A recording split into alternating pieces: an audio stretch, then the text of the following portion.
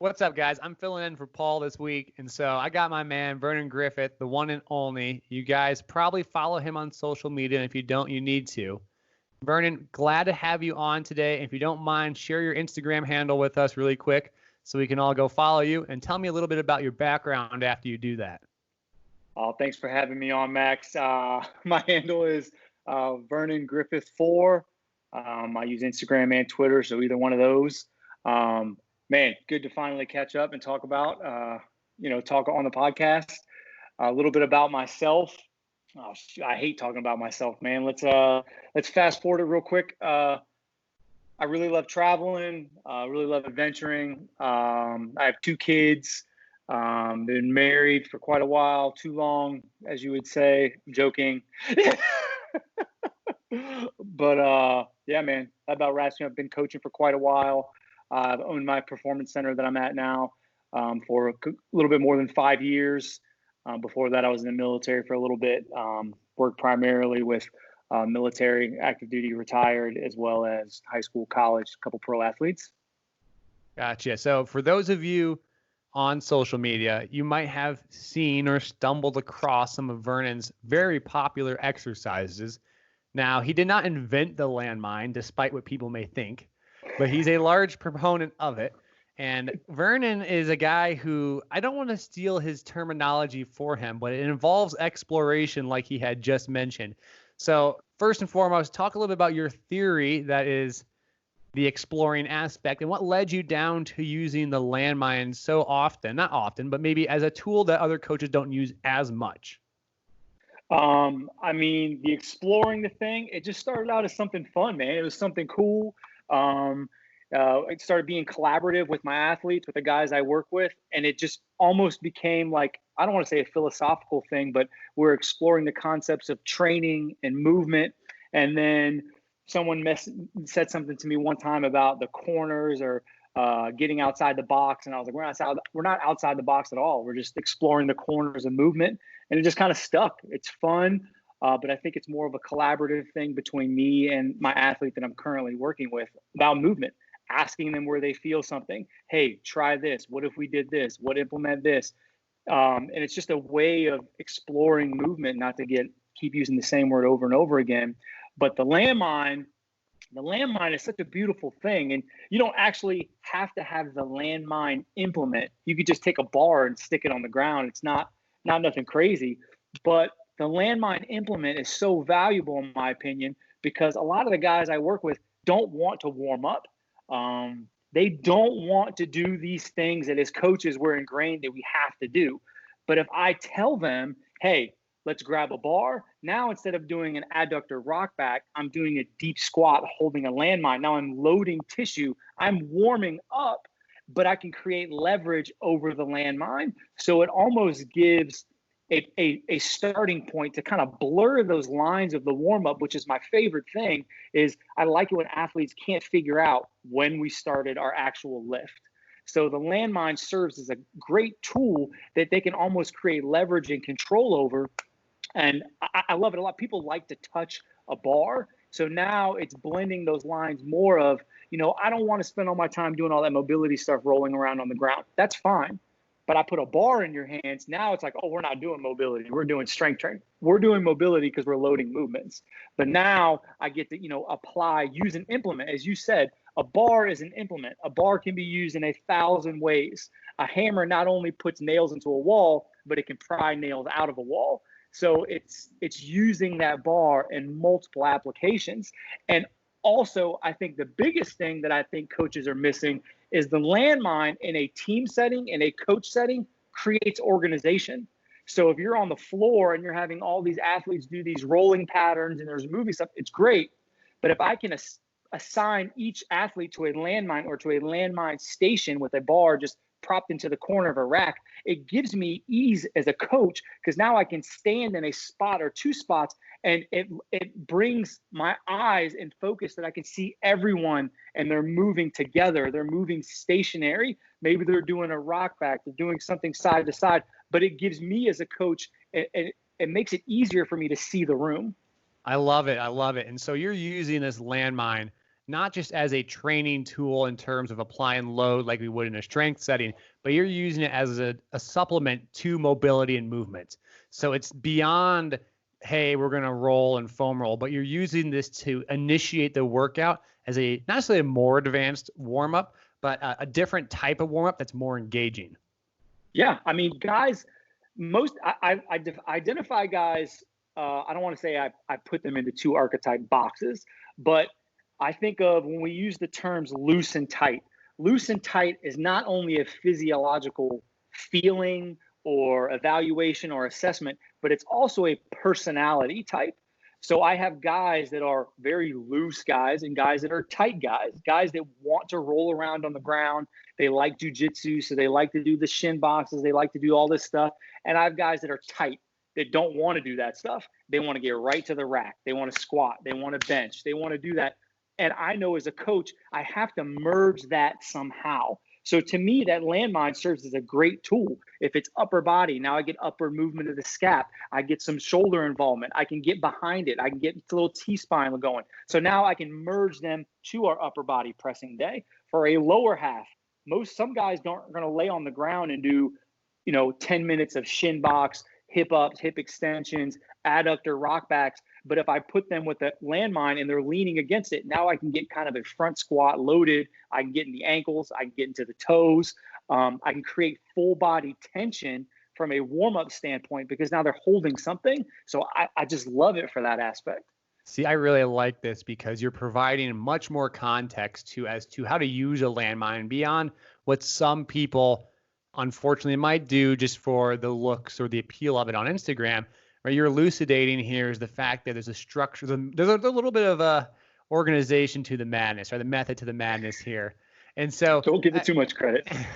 And I think what happens is when you see like not a beginner coach, but someone trying to introduce this, it's always the question of where do I introduce it and how do I introduce it to an athlete? Because it's something that's foreign possibly to the coach, let alone the athlete. So if I'm a beginner coach, not a beginner coach at all, I'm a coach and I haven't used a landmine in this way, are there some things that you've learned along the way that could help me not stub my toe while doing this, essentially? Some mistakes I could learn from you? I think it's every exercise for the most part. I think we classify things as basic exercises like a squat and a split squat and stuff like that. I don't think a squat is basic at all. I think it is a foundational exercise. It is very complex. So most of the times when people are squatting, whether you're dealing with tall athletes with long angles or long leg lengths, or someone that might not be neurologically sound, maybe their motor control's off, it gives them something to lean into. So it's almost like a landmine isn't necessarily a progression. It's almost a way for you to teach movement and get you in the ankles, get you in the toes. So it's almost like you're still doing the same exercises, like a front squat, doing it with the landmine, having someone have that instead of holding a goblet squat, now we're holding the landmine, and it gives us support because the athlete can actually lean forward.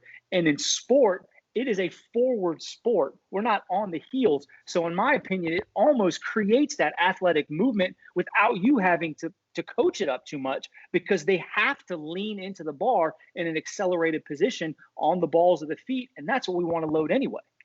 Well, I love it because it also, like you're alluding to, is for those of you at home or not as familiar with a landmine, it's a bar, right? Semi-horizontal, vertical, kind of at a 45-degree angle typically.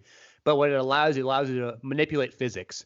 So instead of having the load on your back like a traditional barbell, you can put the bar in front of you, but because it has a pivot point into the ground, you can lean into the bar. So you can actually push what would be your center of mass beyond where it would if you didn't have the bar because you'd fall over.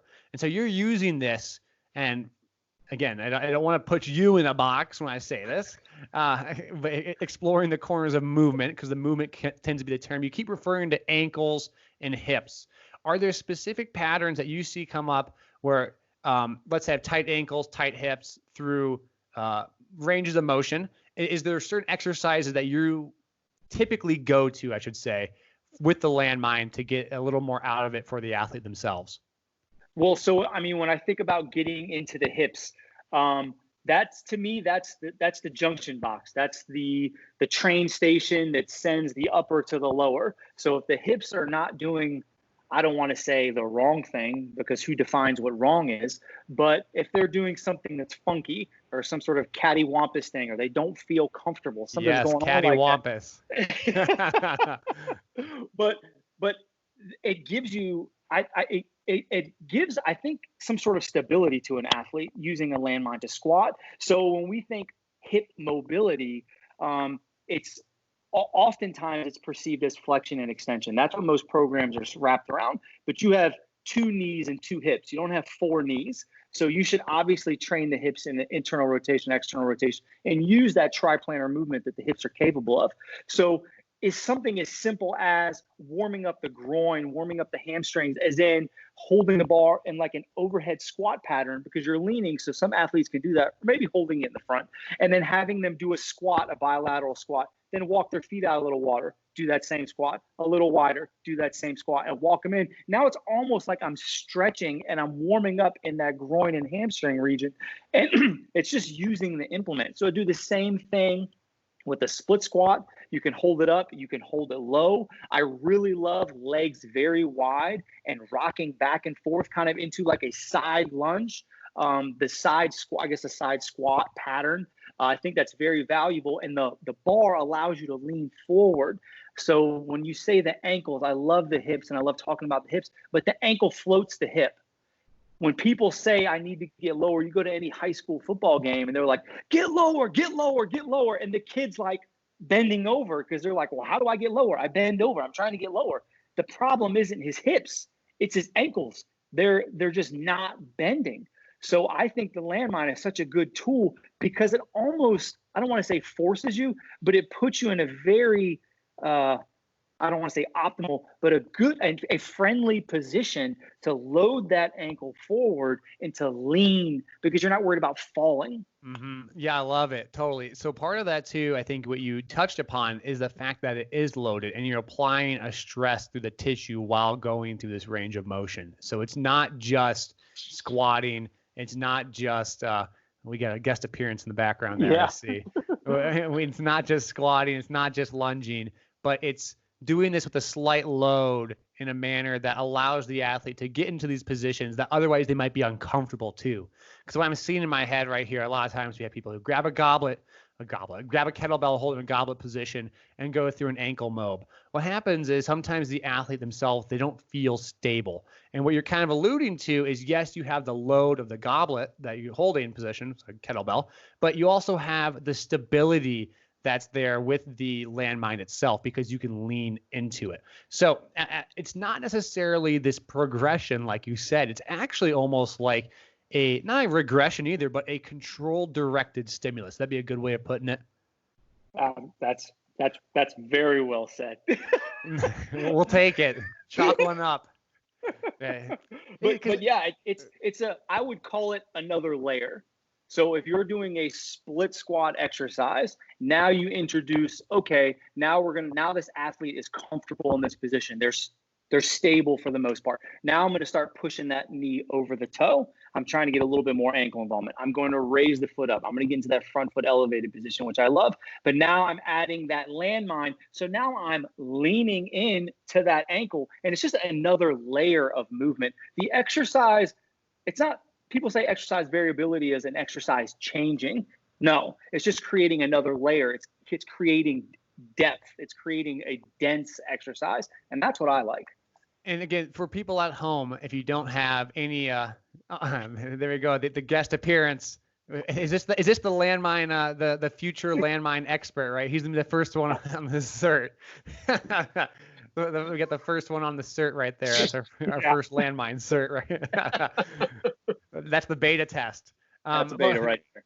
But what we're doing here is people at home, go check out his Instagram page too, Vernon's, because you can see in more detail some of the exercises that we're alluding to. Now, I get a lot of questions on top of this when I repost you, and it's, hey, Max, how can I not necessarily track it, but how can I use this, I guess, for strengthening as well? Can I use this for explosive power development beyond just the movement that Vernon might be showing? Of course. I don't know why coaches create boxes that don't exist. It's almost like, oh, well, I can't do that with that. That's against the rules. No one said there was a rule. There's no reason you can't load a landmine heavy. There's no reason you can't move it exceptionally fast. It is an implement. It is a tool, no different than a medicine ball, no different than a bar that's horizontal. God forbid we turn it this way and now, everything's off the rack. It's just an implement. It's a way to load tissue, to create a stimulus for us to adapt to. And our possibilities are endless. Right. And so you're not ignoring, but there's our common staples, right? A bar has to be on your back. We have to have 2 feet on the ground when we squat. But what you're saying here is forget the notions that we think we know or things that have been perpetuated because they're common, and start to look at the problem and finding a solution. And so in your case, you say my ankle, my hip, my knee, my groin might be tight.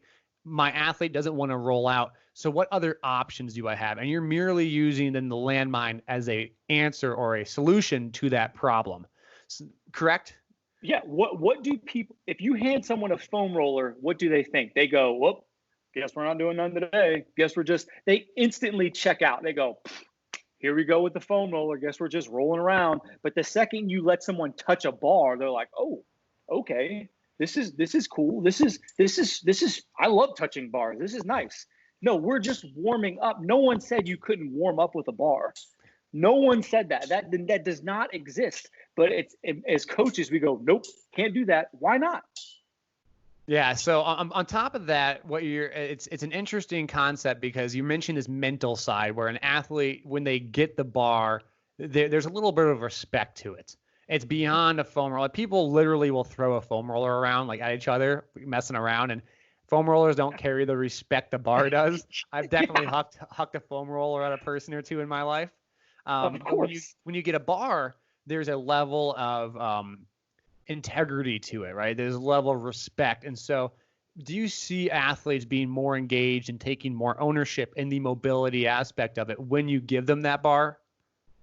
Yeah, of course. It's almost like it ties in intent, like they're engaged. Watch an athlete go, if you have a designated warm-up area, watch their capacity to focus, to be engaged, and then watch that comparison happen when you walk them over to a squat rack. What happens if you just instantly start on the platforms? No one says you have to warm up on the turf. If I can warm up on the platforms and just experiment with your guys, I started doing it with that guys that didn't want to do like these warm-ups that I typically would do with people. And I'm like, hey man, straight to the platforms. They're like, what? We're going to get right after it? And I'm like, hell yeah, man, we're getting right after it today. And they're like, fuck yeah, let's go. Let's lift. Let's go. We didn't, all we did was, I think there's more out of it because now I'm actually loading tissue, which is getting the response that I truly want. But at the same time, they're like, man, I get to skip my warm up today. We're going to get right after lifting. That's so special in my opinion, to blur that warm up and to make people feel like they're lifting. Like athletes are not fragile. Like they want to touch weights. They want to touch medicine balls. They want to touch barbells. They want to touch things. They want to feel strong, athletic, all the confidence, all the stuff that comes with all that. And if you can give them a bar and let them feel the knurling, let them feel the coldness of the bar, they're like, man, this is awesome. This is training. No, it's not. I mean, yeah, it is. But this is me getting my warm up, loading mobility, stressing the tissues, getting you engaged, getting tension around a movement before I get to what I want to. It's really interesting because coaches like us, or anybody in the strength field, we love lifting weights. But coaches, like most coaches, I shouldn't say everybody, we don't really warm up. Like, I'll be honest with you. Like, I don't go to the gym and be like, oh, because you get kind of juiced. It's time to go. You're in the gym. Let's make it happen. And then you don't want to get in there and be like, all right, 15 minutes of rolling. Like, yeah, I had my coffee. I got my hour-and-a-half window. I'm fed up with today. I'm going to go make things happen. And for some reason, like, we're taught in books that we have to do this warm-up. We have to do this warm-up a certain way. But we ourselves never warm up that. If you ask me what I do for a warm-up, I skip, I jog. I'll lift what my lift is light. I'll do it a couple of times. I'll maybe jump, and if I got a little kink, I'll shake it out, and we're off to work. And I don't know why we don't treat athletes, at least to a certain extent, like that. It's wild because I can't remember. I've said that to so many coaches when they're like, well, I just don't understand where this would fit into a warm up or whatnot, or I don't, I have to do these 8 series of butt kickers and high knees and this, and I'm like, well, do you do that? Like before you hang clean, what do you do? And they're like, oh, I go over to the bar, I deadlift it, I overhead press it, I good morning, I squat, and then I get my lats going, and then I'm good. Oh, so you didn't do 5 sets of butt kickers and broad jumps and this and that and windmills and T-spines and high knees. And they're like, oh, I don't ever do that. So either it doesn't have value, or you just don't have the time. So I think it's a lot of laziness. Like, God forbid you do something different than we've done in the past 20 years. And there's nothing wrong with doing a dynamic form. There's nothing wrong with doing any of that stuff. But man, if you can give someone a new stimulus and show them that, I think it's so powerful.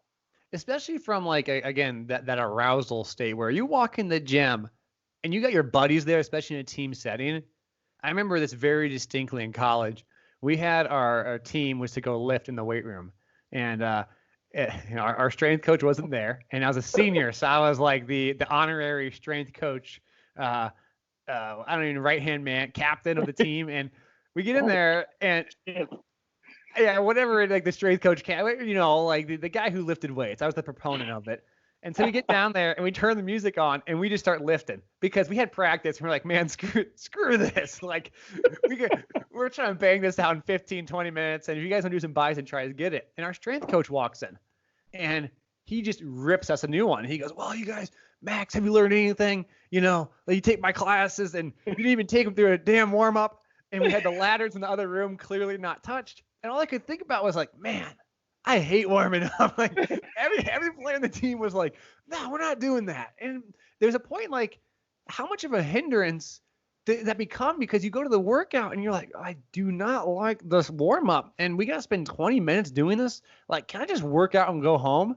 And maybe now instead of saying you already got their attention for 60 minutes, maybe the first 20 they don't like because they did that warm up.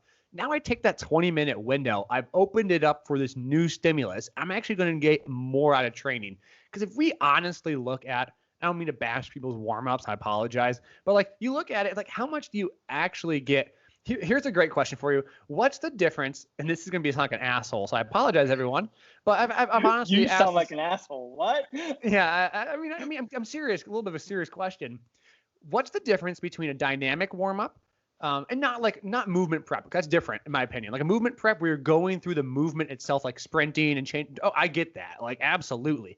But I'm talking about like a general dynamic warm with some ladder drills and some, straight leg marching and some turn and twist versus running around in circle for 6 minutes. Like I get more warmed up. I had a team one time and on the Fridays they played tag. Yeah.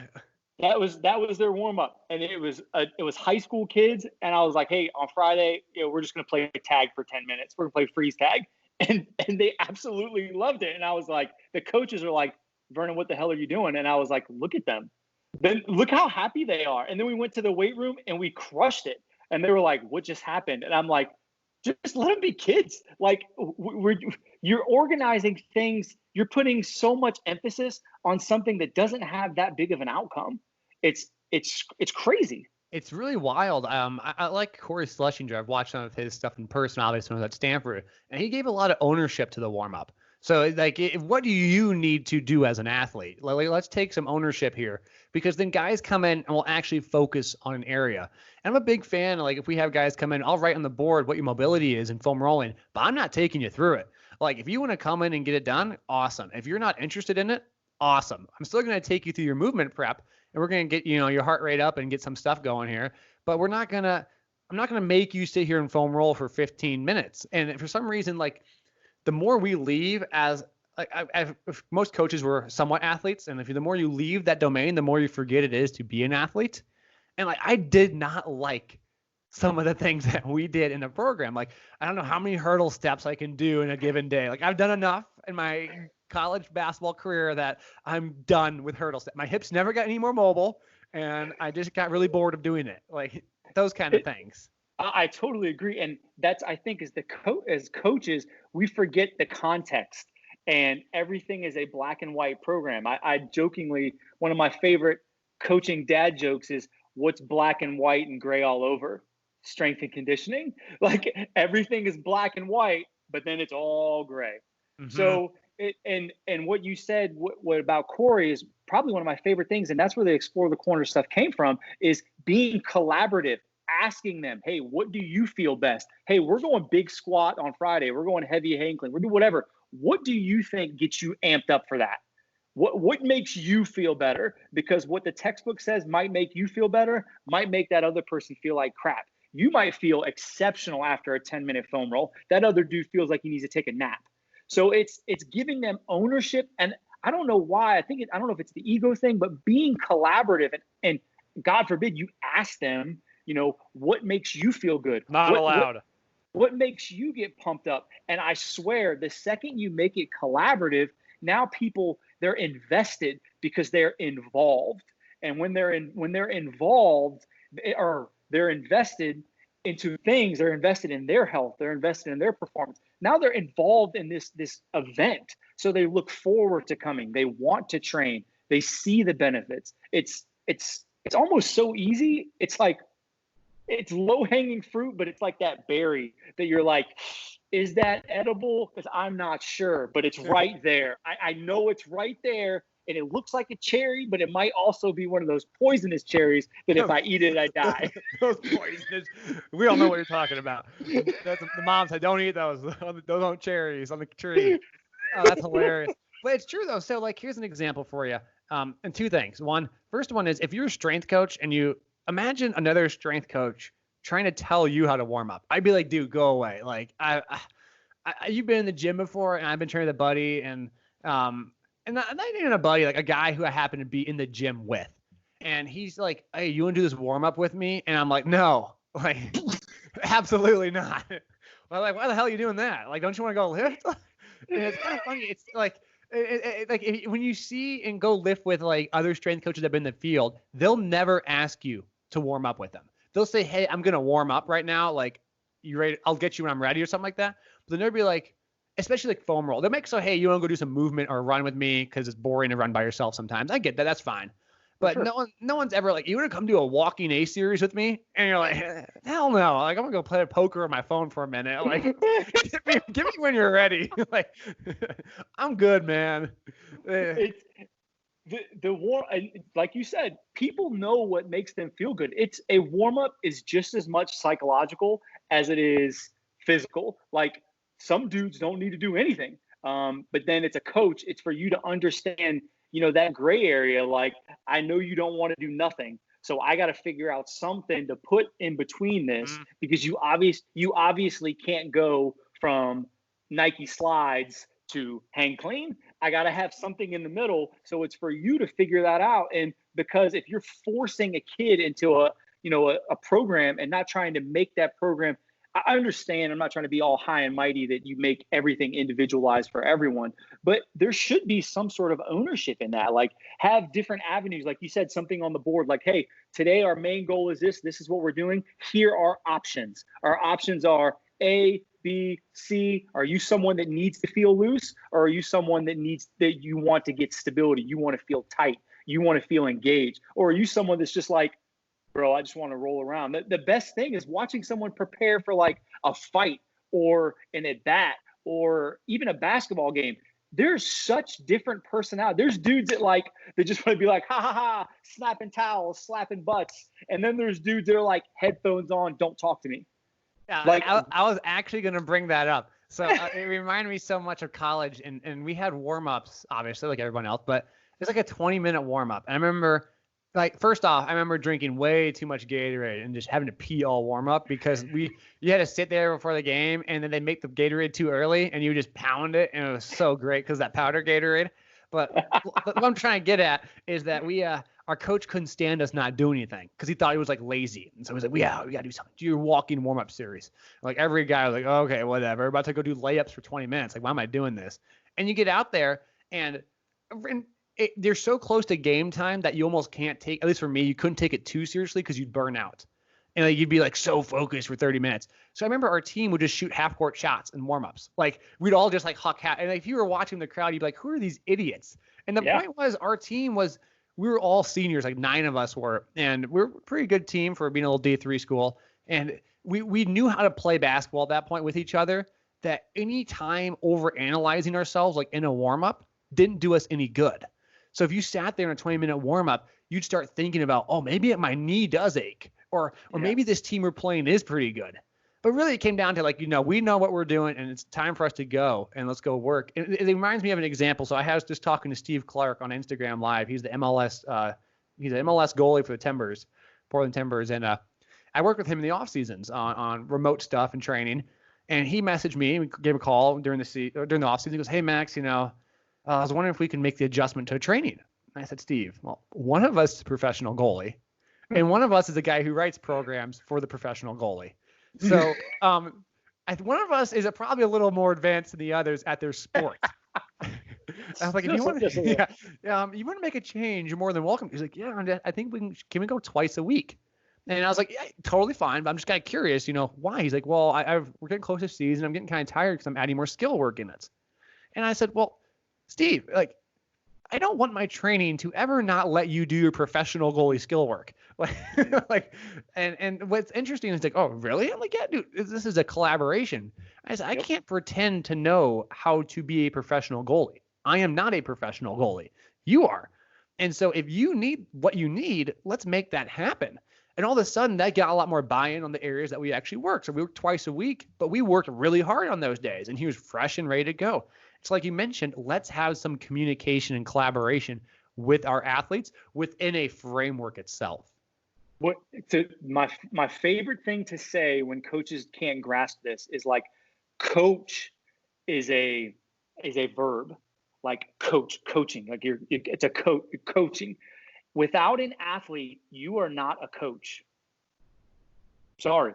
An athlete can athlete without you. You cannot coach. You cannot coach without them.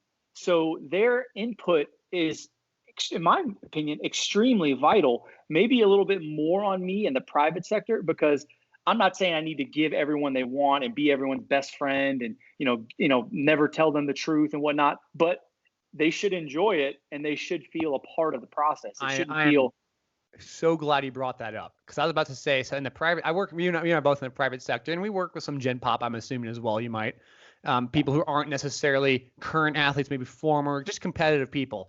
And at the end of the day, you're there to help them. And so, for example, we go through like a battery of assessments in the morning, and one of my clients goes, "Yeah, you know what?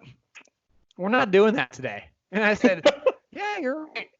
We ain't." Because it's like, what battle am I trying to fight? Am I really trying to make sure he does a ladder drill, or do I really want him to goblet squat today and make sure his, let's pick and choose. And so I'm not saying, bend the knee to every person, but there are some things you really look in the mirror like, why are we doing it? And he goes, "Today I think I want to warm up on a treadmill for 10 minutes. And I said, "Yeah, me too. I think that sounds like a great idea." Because there's more to it, because maybe the person is stressed and they want to talk about what's going on in their life. And the treadmill, they're not moving anywhere. They can sit there and chat with you, and you build a rapport and a relationship, as opposed to being like, "All right, no, sorry, we had Dynamic A ready for today in a soft tissue mobility series. Like, can't do warm up on a treadmill today, not allowed." And it kind of makes me laugh, because, this guy's, I'm only 1 hour in his life, right? I'm only 1 hour there, and he's got lots of other life going on. And let's respect that, because sometimes you go to a restaurant and you order a different meal than you normally have, and you get it the way you want. I'm not saying we're nothing more than a service provider and just like, making a meal for somebody, but if they want something different, it should be our ability to be flexible and be like, "Okay, yeah, let's do something different today." Here's an example for you, not to get carried on, but I had someone who's a businessman guy, lots of stuff going on in his life, and comes in today stressed. I got a lot going on. And I said, "All right, let's turn the AC/DC all the way up. Let's get the sled out, and let's put you through hell and back. because that's what he wants to do. It's like, let's fit it into the grander picture, because he's stressed and he just wants to go. So let's make it happen. And what would you do? It goes back to what we said. If you are in that same position and you're like, man, I really don't want to work out today, but you know what? I know I need to. So they already did step one. Yep, they got there. Yes. They got there. So they're already invested. Now they're counting on you to meet them halfway. Like if I drive myself to the gym, I go to my place and I'm like, man, I really don't want to lift, but I'm going to get there. And now I got there, like you said, I'm not warming up. I'm going to get right on the sled. I'm going to blast some gangster rap. Who, like, we got to stop trying to, like, put our thumb into people and, like, make it like, you got to fit into this. You have to do what I say. Who made those rules? Like, I'm not trying to downplay psychology, and I'm not saying we're psychologists at all, but training is a very therapeutic experience. And especially in the private setting, and even my athletes that I work with, what is the purpose of training? It's to facilitate something greater, whether that's health, whether that's wellness, whether that's strength, power, whatever. But especially my younger athletes, what is it? Like 95% of them are not going to get paid playing their sport. So training should facilitate things that I think are important: confidence, working out, health, communication. And that's what the training session should be for.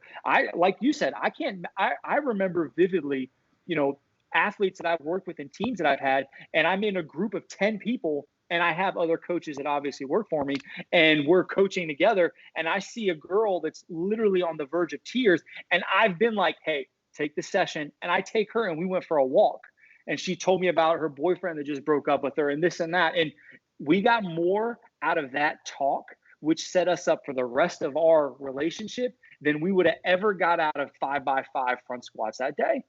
And it's absolutely, it's understanding, like, the context. Like, people are not robots. And the second you start thinking that way, like, Excel spreadsheets are great and they set the scaffolding for a training session, but understanding that sometimes those people are coming in, they are not robots that are rigid, that are like, hey, ready to squat today, sir? I'm here to bench. No, like, maybe, like you said, sometimes maybe they need more of a warm up. Maybe they need less. Maybe you need to dial it back that day. And hey, today we're just going to do active recovery. We're just going to move, but tomorrow we're going to get after it. And they'll be like, hell yeah, that's exactly what I needed to hear. You bring up a really good point too, because these are athletes in a different field. The number of us that work with strength athletes, I don't. Maybe you don't need like power lifters or Olympic lifters, people who are specifically for that. When they come in, that's their sport. You got to understand that the training session is not their sport. And like, we can't hold them to the same accountability of if they didn't get their jump shots up that day, right? And they might not look at that same priority. If it's up to them, and I'm a basketball player, and I either can get my skill work in for 30 minutes or lift, I'm getting my skill work in every single time, because it's not going to be the lifting that gets me to that next level without the skill work. And so I think that's where we need to appreciate where we fit into the spectrum. If you're like, because what happens is we look at, and this is a kind of historical perspective, we look at all like the Russians and the Olympic lifting and all that stuff, and we say, oh, look, these people in track and field and strength weightlifting and then hammer discus throwing, all these great programs. And then we take it and apply it to athletes who have other sports they're doing beyond lifting. And we can't just take a track and field model and apply it to this other model where A, they're totally different in terms of what you might be doing, but B, in terms of the schedule and linearity of it. And so if you have the kid who comes in who had a bad day at practice today and didn't enjoy how his coach made him run extra, suicides or liners or what they're called, like the gassers, well, then maybe in the weight room, we just make it a little more fun. Like we're playing spike ball today or something. And go ahead. I like when I think of especially with young athletes and even with older people as well, training should be the release valve. It should be able to, I'm not trying to peg them out more unless that's the goal over an overarching goal, but then also understanding that that one training session that maybe you take it easy on within a 4-month cycle or 2-month cycle means absolutely nothing. And you don't lose anything. If anything, you gain, because that athlete's like, damn, I've never had a coach be like, hey, man, how do you feel today? I feel like shit. Okay, well, you feel like shit. Let's spend a little bit more time moving. Let's see what we get up to. Maybe you actually can beat that thing and you feel better and we get to something. Fantastic. But, or maybe we just get a bro session in and hit arms and shoulders. At the same time, you won because you showed up and you still did something. And to me, that's feeding what we should be instilling in these athletes anyway. Showing up, doing something maybe when you don't feel like it, but they showed up, and then still doing something positive, because wellness and exercise and health and fitness are things that they should be doing, for the rest of their life. This isn't just preparing them for the game this Saturday. They should want to do it. I can't tell you how many athletes I've talked to that I worked with and now they went on to college and they hate lifting. They hate it. They despise it. And it's not just necessarily the coach. It's just that, like, it's not fun. I'm not engaged. So now these coaches that are looking at these numbers and these percentages that are like, man, I got to hit this. I got to hit that. That number means nothing because that kid isn't trying. They don't care. They're not engaged. You can tell them all day that they should go to sleep earlier, but if they're not looking forward to going to that weight session in the morning, they're going to stay up all night playing Fortnite, and there's nothing you can do about it. So, but if they know, like, hey, I can't wait to get in there, it's going to be awesome. Coach is going to have music blaring. We're going to get after it. They might go to sleep earlier. They might actually eat breakfast because they're looking forward to something. God forbid working out be fun like that. I mean, it always should be fun, even as an adult. Like, I'll go in there to work out sometimes and I feel great. And I'm like, you know what? This sucks. And I leave. Yeah, it's true. Yeah, we leave workouts all the time and we blame our athletes, right? Sometimes I'm like, man, I ain't going in today. And we don't. Go ahead. Well, one of my first mentors, Coach Ben Hilgert at Virginia Tech, fantastic dude. He helped me out when he had no reason to help me out. Answered a phone call for me, and I'll never forget being it was like 4 or 5 years ago. This young coach, just as green as you can be, just opened my facility. I knew all the exercise and kinesiology stuff in the world. And I met him. And one of the first things he said to me was, I train football players. I don't train weightlifters. And I was like, that's odd because, we're told the whole time in college that, strength and conditioning is number one, this, that, blah, blah, blah. And he is a great coach. And he was like, they are athletes. I have to convince them and show them that weightlifting makes you a better athlete. If I don't convince you and show you that, you're not going to perceive weightlifting as important at all. Awesome. So I'm going to talk a little bit about so like 3 domains. Business model. I know you started your own performance facility, and that's something a lot of coaches want to hear about because, again, this is more of a coaches-driven conversation, and unfortunately, no one ever taught us coaches how to run a business, which is it's so silly. We do personal training background, strength and conditioning background through college, and no one teaches us about the business side. And so, Vernon, if you don't mind diving in a little bit into that business portion, how you went about launching, again, your private facility, some of the ups and downs maybe you've had along with it, and some areas that you wish you could have done maybe a little bit better, like things you're currently working on, maybe maybe making a book, a certification, things like that. So give us a little breakdown, Vernon, of how that business experience has been, and then some things you wish you knew and some things you wish other people could learn from you. I mean, starting a business, it's what I wanted to do. I got a little experience in the college sector, and I just realized with what I wanted with my family and the time that it wasn't for me. Not that it's not for everyone, but I found that was the best avenue for me to help others. When it comes to opening a business, I think the biggest miss that people have is they think they can do it all.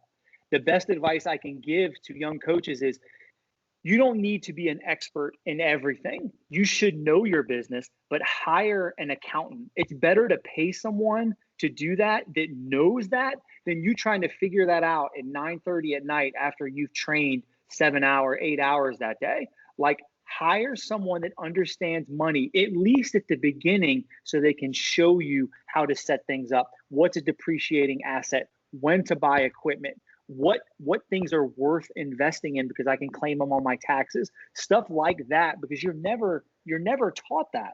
And then whenever I talk to a young coach that's trying to open their business, I always ask them about money, because that's the one thing as coaches is we never want to talk about. We don't want to talk about money. We don't want to talk about how much I need. And I'm like, as a coach, you need to figure out how much money is a good standard of living for you, a quality of life that you're happy with. And then from there, you need to get that number. And when you open a facility, people are like, oh, it's just, I got to get my rent. I got to do this.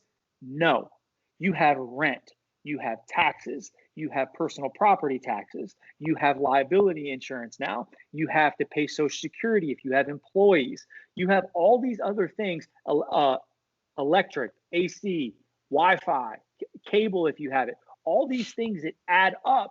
And when people trying to start their own business, they're like, oh, it's just the rent, it's just this.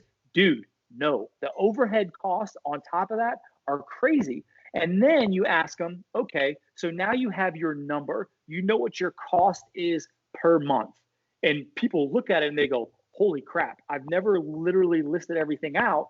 You should be doing that with your own bills anyway, but I've never listed things out and I've never really figured out what that number is. And then I go, okay, a couple coaches I haven't talked to this about, and if there are any coaches out there that want to talk about this, please reach out.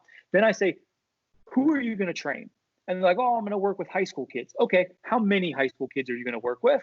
And they're like, oh, maybe I'll get in, if I do an hour session, I can work 8 hours a day. So I was like, is that going to be 8 clients? So you're going to have 8 clients that have to get you to that number to break even. So now they're like, well, shit, I can't charge someone $60 an hour, because if I do $60 an hour and I do it for 6 hours a day, that's $360. That doesn't even break me even. So now I'm not getting anywhere near my quality of life. I'm getting nowhere even near my break even. So having your numbers and writing that down, because then they'll say, well, if I do, I don't know, $60 an hour for a training session, and they go, okay, well, I have $60 an hour. I was like, you don't get that $60, my friend. You get 35 of that maybe. So now you have $35 that you just worked for. Oh, let me throw another curveball in. Your kids can't come in till 5 p.m. So you're going to work till 10 o'clock every single night because they have school? You need to have groups. You need to have a niche. You need to figure out your target market and how you're going to get to them, how you're going to network, how you're going to get those people in the door before you sign on the line. Because if you don't look at those numbers, that's why businesses close. It's amazing advice you just gave, and there's a lot packed in there that people should unravel.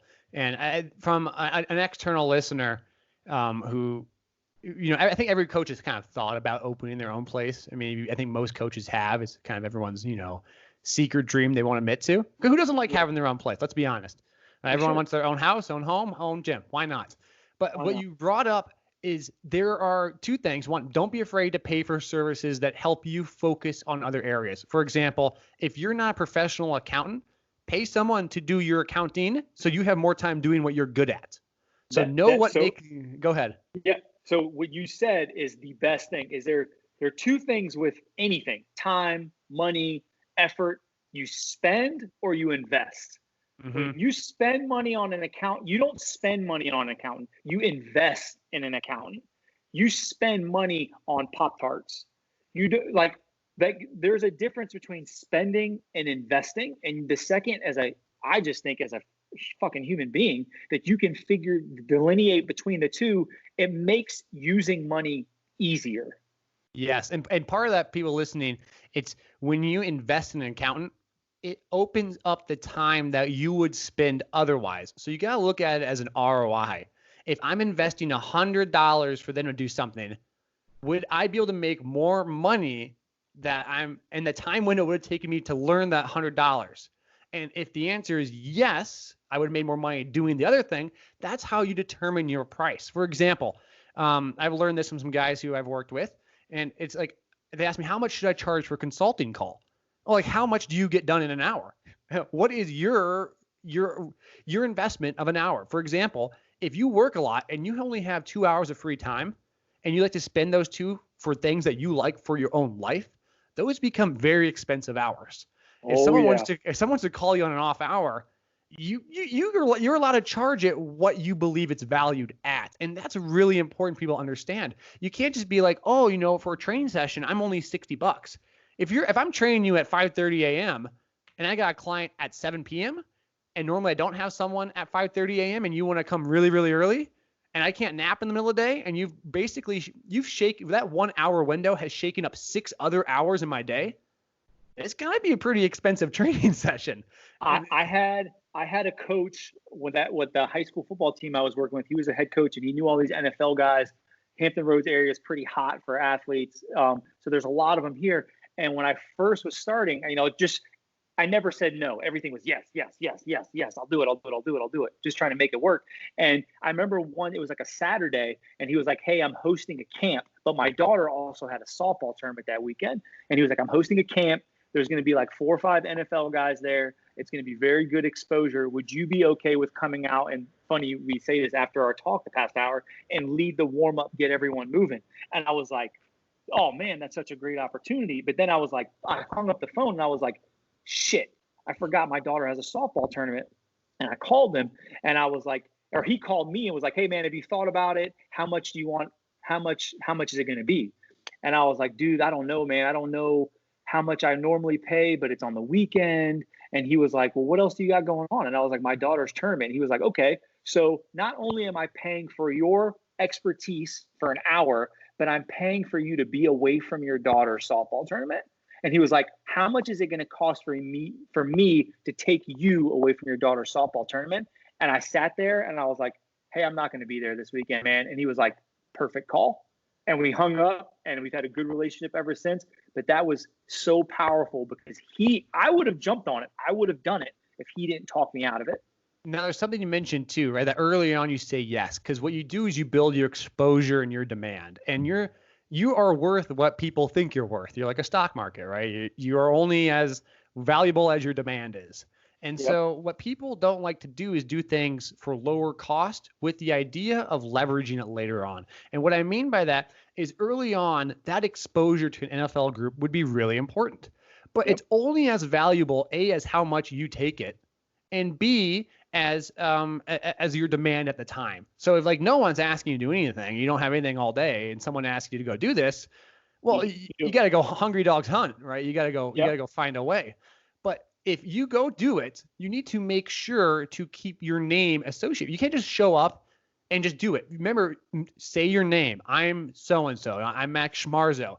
I'm taking you guys to the warm-up. Have your shirt on if you got a shirt. Have a card. Don't be afraid to put your name out there, because at the end of the day, right, we don't like to talk about money. For some reason, like it's this unspoken rule in coaching. Don't talk about money. But guess what? We're trying to feed families. Like that's how it works. And so if you go out there, if you come, like Vernon's on the podcast right now on an exclusive interview for EdU. If Vernon is selling a book, which he's hopefully going to do soon, right? My God, or a certification, I have nothing but goodwill to share with him, right? It's connecting with each other. So, I mean, and we're friends, so it makes us easier.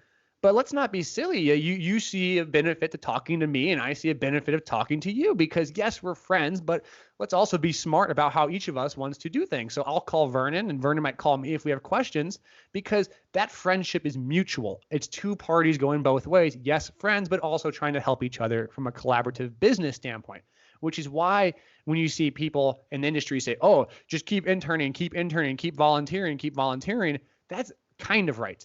It's keep growing, keep connecting, keep exposing yourself. Don't volunteer with your name not associated with it, because that doesn't do anything for you. You're not volunteering your efforts. Not anybody who works with myself or wants to write an article for that put your name front and center on that thing. I encourage you to. Say this is written by so-and-so. Yeah, we'll put it on EdU, but it's by you, and put your Instagram handle, put your Twitter handle, put your Facebook handle, put your email. I don't care, as much as you want to put forth, and you need to be very cognizant of it and not be afraid to do that and then ask for it, because you should ask for it as a coach. Yeah, I had this talk just this week with someone because I, like you just said, I'm starting to get together stuff for me and creating a course and like a book. And I was like, man, I wonder how this is going to get, what people are going to think. And he was like, Vernon, why do you care? And he was like, this is something you're good at and you have a skill. Do you think a plumber that's really good at plumbing or a guy that's really good at cabinets just walks down the block and goes, hey, man, just wondering, you want me to do something in your cabinets? I can do something really cool.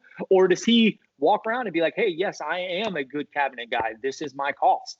I recently consulted with a college a couple months ago, and I told her what my fee was and what it was going to be, and she was like, "Great." And she was like, "Well, what about the travel days?" And I was like, "Well, I don't know. I don't really feel comfortable." She was like, "Vernon, you're away from your family for work.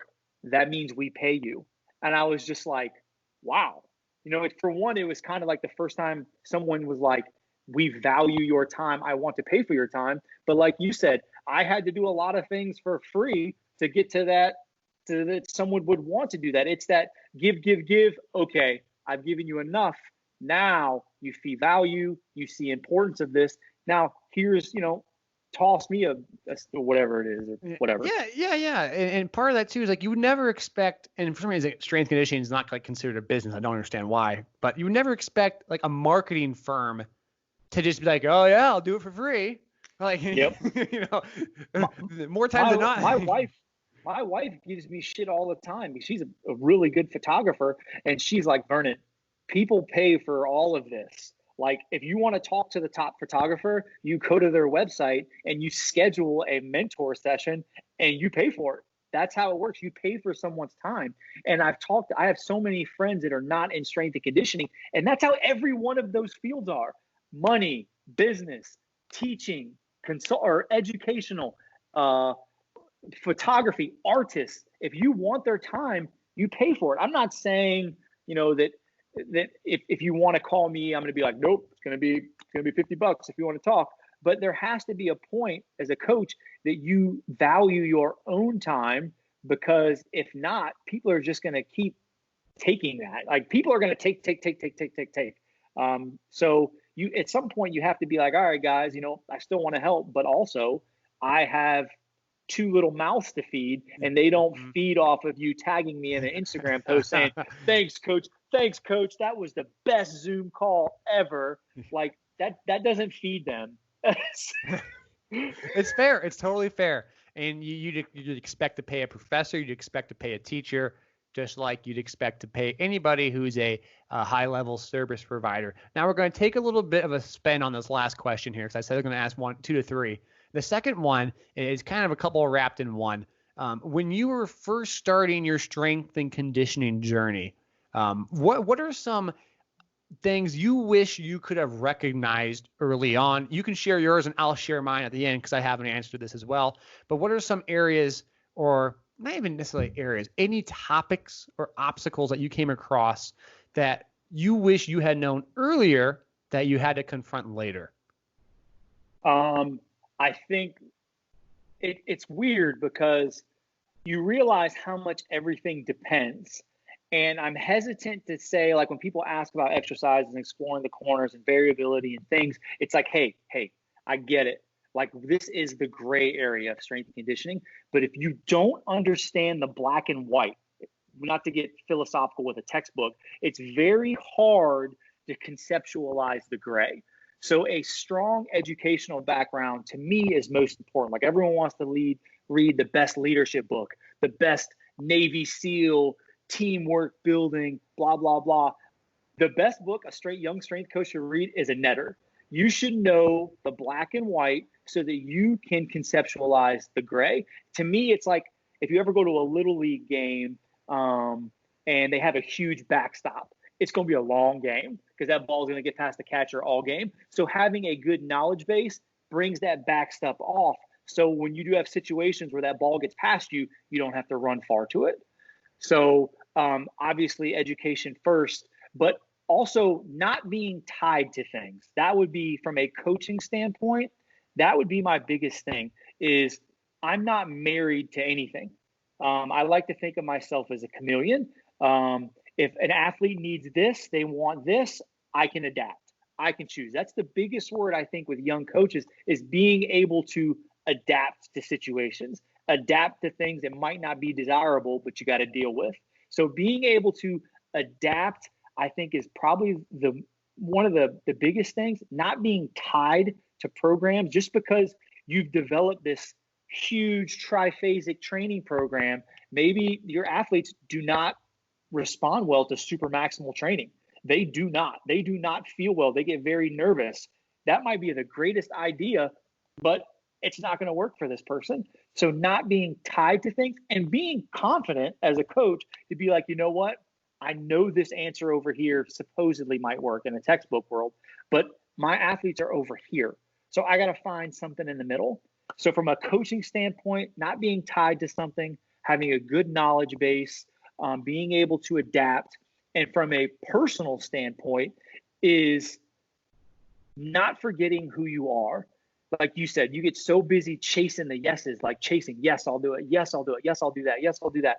How many coaches I've run into that are divorced, they're in bad relationships, they don't have good relationships with their kids. You can't continuously put your family on the back burner and expect that water to still be in that pot. Eventually, it's going to boil out on the back burner if you forget about it. So I relate it to don't forget what the name is on your back, trying to please the logo that's on your front. So that would be my biggest takeaways personally and professionally. Wow.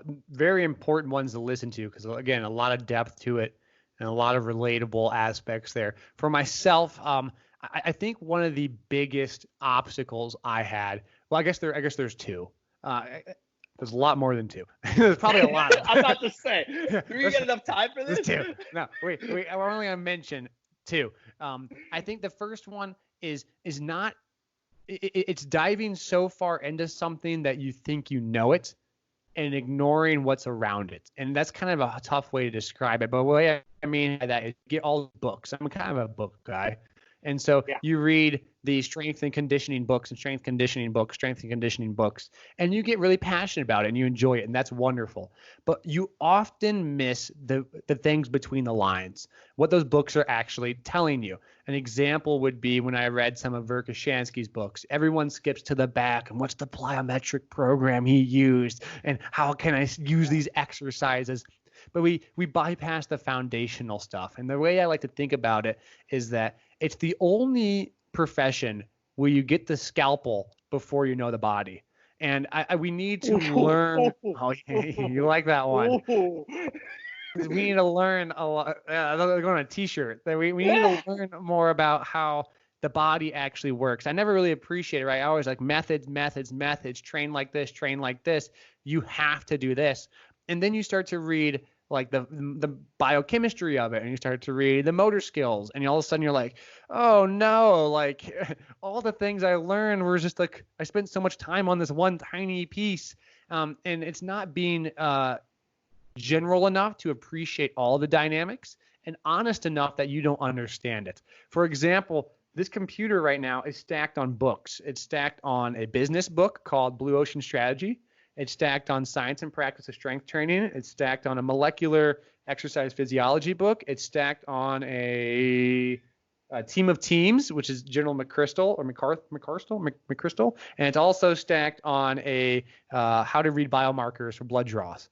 And so just that alone should hopefully give an idea of all the things that are connected in our field. There's a lot more psychology, physics, and biomechanics I even mentioned, but you just kind of it's so easy to get caught up in the strength because that's the fun stuff. That's our name. Let's get strong. Let's get powerful. But then you miss, oh yeah, they play sports. Like I totally forgot. Like they play basketball.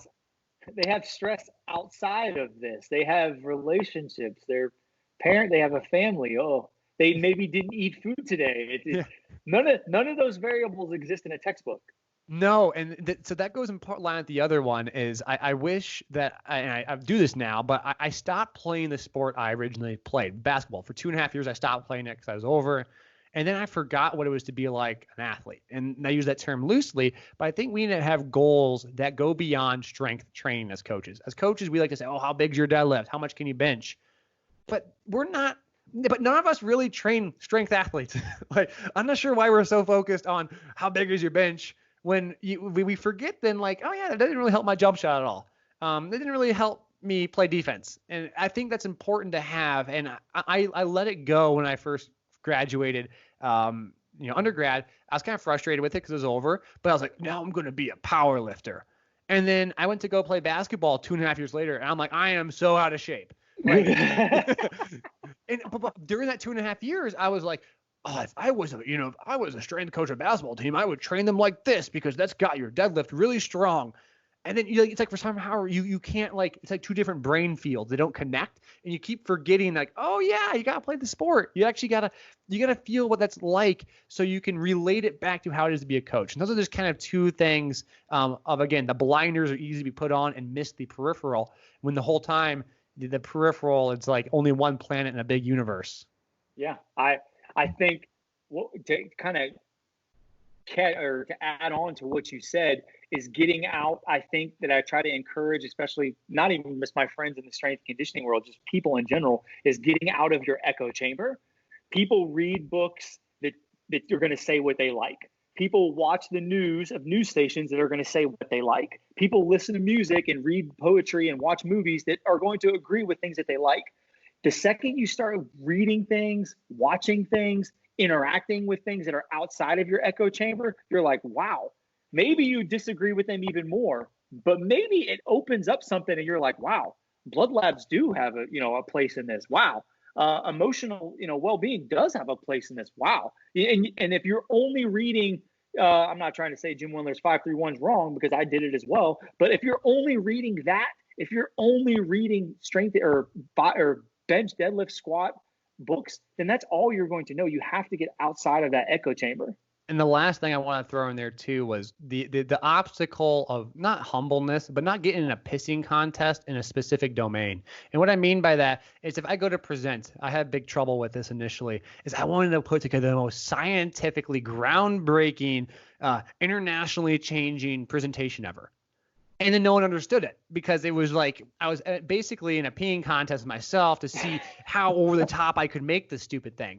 And then your message gets lost, and what you're trying to accomplish and the whole purpose of it gets lost. And so there are times that we need to treat ourselves like a pendulum and make sure we do explore the corner, but come back into the center a little bit and look around you. Like, don't be so, and that's why we made Edge U. It's like, I had this trouble this whole time of, like, I kept doing this over the top, not over the top, but like, I like to talk about things that Instagram only gives me so many words. And I'm concerned that people miss some of it because I can only say so much. And it's like, no, we should have fun. We should enjoy it. It should be challenging. It should be about discovery. It should be exciting. It should be something that you want to look forward to every day. And it's not just about bench pressing, but there's, oh my gosh, a business side. I totally forgot about that. Like, oh yeah, I forgot I'm supposed to make money in my job. And then there's like, there's a communication side. All these other things start to come up, and you're like, oh no one taught me this. And that's why we made this platform, essentially, is for that reason.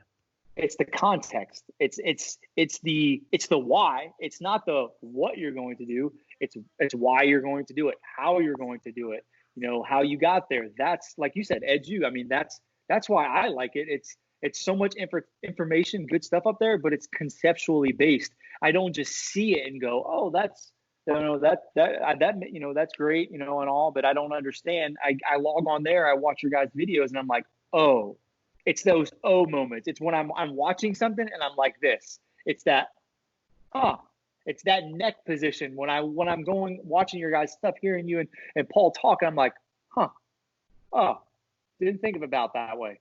That makes sense. It's the context that's special. What is it? The devil is in the details. That's where the magic is. And that's where we get studs like you to provide some of this extra material, because it's so awesome to hear different perspectives. Again, for you guys listening to this, please check out Vernon. Give me your handle again, because this is a separate clip from the initial intro. So give me your handle again, where to find you on Instagram, where to find you on Twitter, and we'll leave your email link down below in this as well. Any other information you want to put out? Vernon Griffith, Vernon Griffith, Griffith, the number 4. So Vernon Griffith 4. I can't imagine there's many Vernon Griffiths. So even if you spell it wrong, it should pop up. We'll link you down below too. Oh, perfect. And then, guys, be on the lookout because Vernon's putting some really special stuff on here, and we hope this gets you guys a little bit more used to him. Oh, there it is. Explore the corners. I love it. I love the logo too. So be on the lookout for it. And once he gets it back up, I'm going to have him hopefully back on here and rope him back in so he can talk about the project he's doing, because I wanted to get him on here so you guys have him on your radar. And so once he releases this monster project, we can all hear about it right away. I love it, man. Thank you, brother. Awesome, Vernon. Thank you. And take care. Really appreciate it, my man. Awesome. Thank you.